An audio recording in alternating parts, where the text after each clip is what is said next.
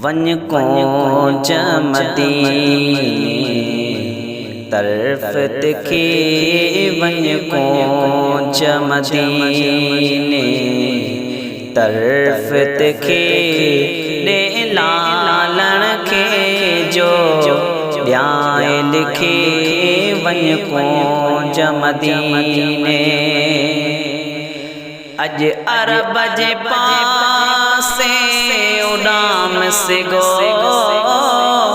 मुझे साईं के दे सलाम से गो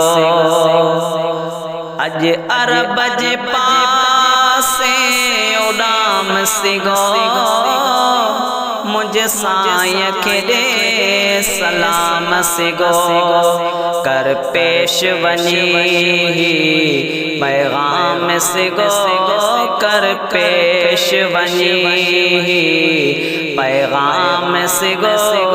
कर पल का अंदर परवाज़ पखी वन को मदीने तरफ तिखे वन को मदीने तरफ तिखे रे लालण के जो जाए लिखे वन को मदीने हर साल चवा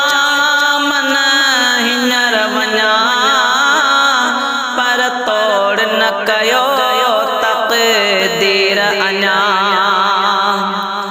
हर साल चवा मन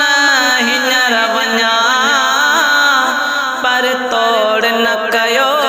तक़दीर अञा भला दिल जो इरादो कियां भञा भला दिल जो इरादो कियां भञा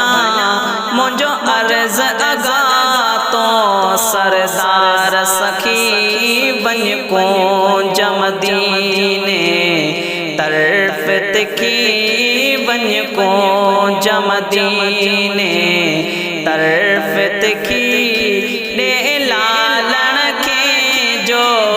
ध्याए लिखे वन को मदीने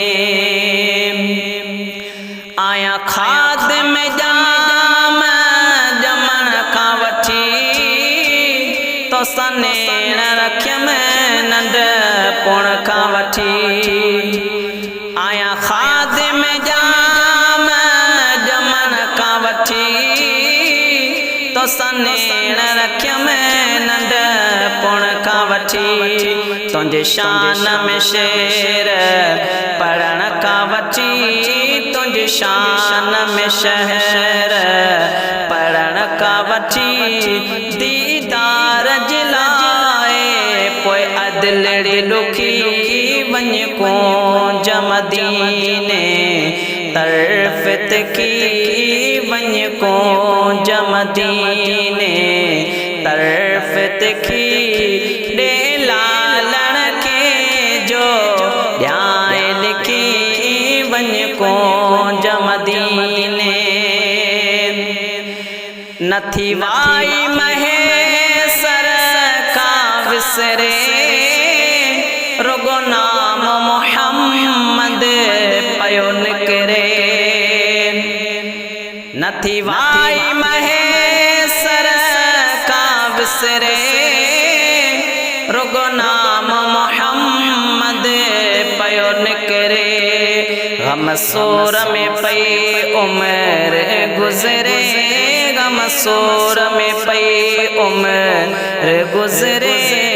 जेड़ो ॾींहुं ॾुखियो तेड़ी थम रात ॾुखी वन को मदीने तरफ तिखे वन को मदीने तरफ तिखे रे लालण के जो ध्याए लिखे वन को मदीने तरफ तिखे